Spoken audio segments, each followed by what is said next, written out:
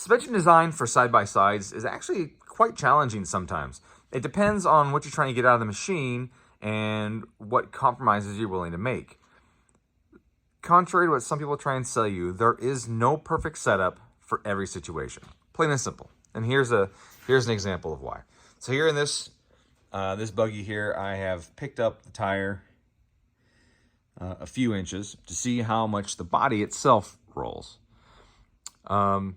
I disconnected the sway bar to help keep the body more square. Why does that do that? Well, if you think about the sway bar, what it's always trying to do is keep the body parallel with the tire plane. That's what it's trying to do. It's an anti-sway bar. And sway is when the body rotates and the tires stay. So the anti-sway bar, when you lift this tire, will lift the chassis with it. If I disconnect it, it drops down some. And I got a couple inches out of it. And you can see here, if I put the sway bar next to where it's supposed to be here in the arm at that height, that's where it would be. Let me pull this nut off real quick since it's trying to slide down. I'll give you an example. All right, so put this hole here. That's where the sway bar would be right now. On this side, we have a gap. Okay. Now, if this was connected, this bar would be in tension, and however many pounds of force it took to bend this bar, that 2 inches, is how much anti-roll I would get out of this machine. So that would just take this corner, essentially here, and it would bring it down towards me.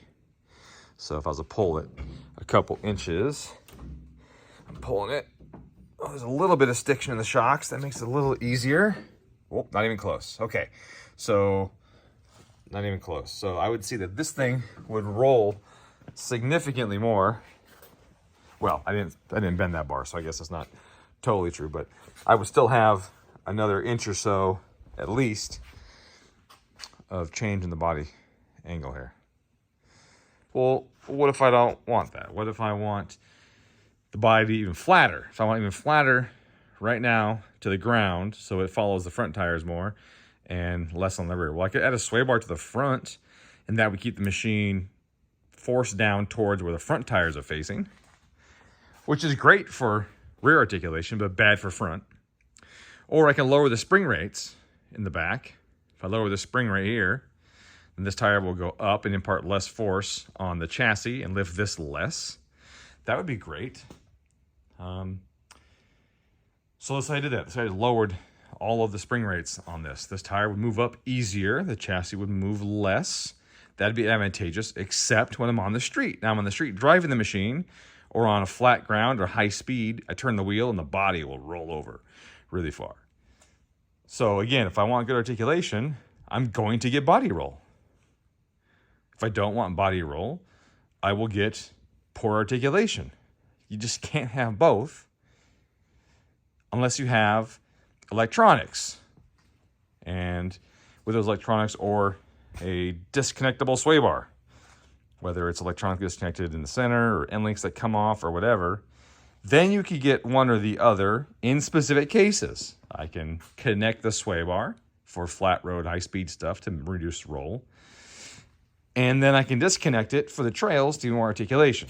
Now that would mean that I would need to reduce the spring rate on this machine some more to get more articulation. And then I could use a thicker sway bar than the factory one to get even more anti-roll when I want to use it. But outside of just springs and bars, that's all you can do. So the question is here, what does the customer want? What does he want? Does he want more articulation and better bump absorption when he's on the trails? Or does he want high-speed stability?